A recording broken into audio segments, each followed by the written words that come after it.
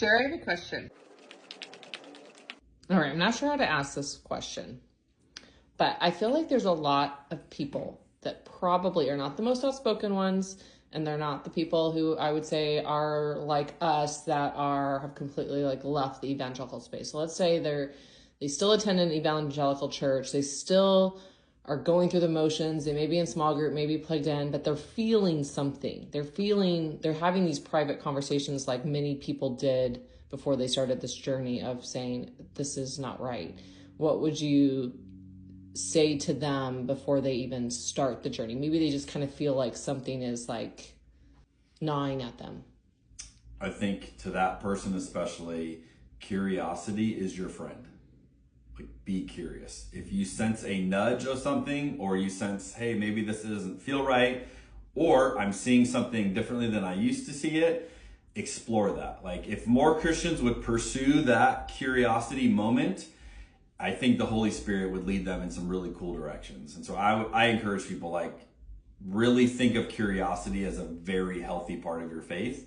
And it may lead you to some places that right now you may not imagine fitting in with, but that's the beauty of, you just take that next step and explore it. Second thing I have found to be super helpful is like mentors. Like, find people who are safe space for you to have the conversation, but also maybe who have engaged ideas that you haven't engaged with, or in spaces that are a little different, and you need to be able to process through some of your curiosity in community with people.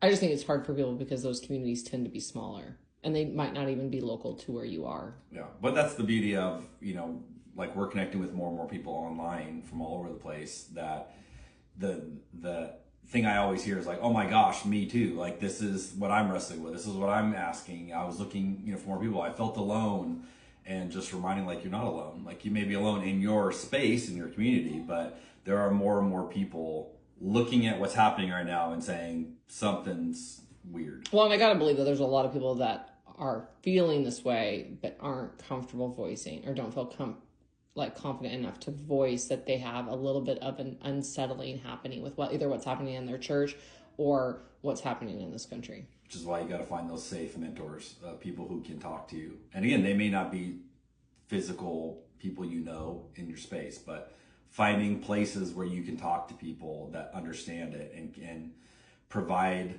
an environment for you to explore your curiosity, I think, is important.